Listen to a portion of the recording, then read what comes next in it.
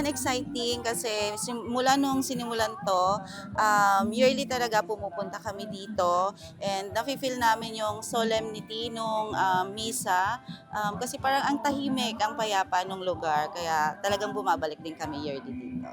Bukod sa solemnity nung misa nga, nararamdaman namin yung presence ni Lord. Siyempre may libreng paalmusal. Ayun, kasi bihira naman 'to sa ibang lugar. Usually nangyayari 'to sa mga province, 'di ba? Pero dito sa Manila, bibihira talaga yung mga ganitong experience, lalo na once in a year lang naman yung experience na ganito.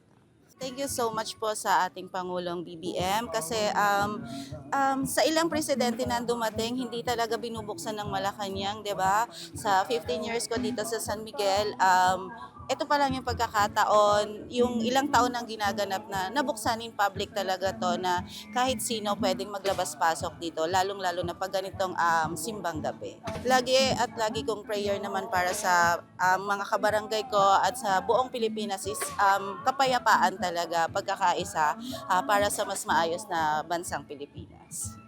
Simula nung binuksan niyo tong Misa de Gallo sa publiko, taon-taon kami ay excited, no?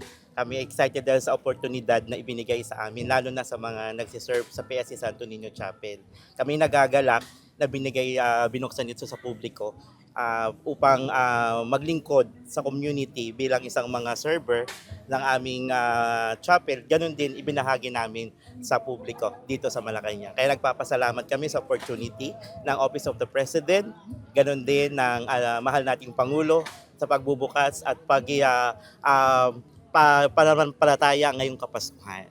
Kapayapaan ng bawat isa, dalangin na tayo ay magkaisa at patuloy na suportahan ang programa ng administrasyon, lalo na ang panalangin sa kalusugan ng ating Pangulo at ng ating mga leader ng ating bansa. Ganon din ang mga kasundaluhan at kapulisan.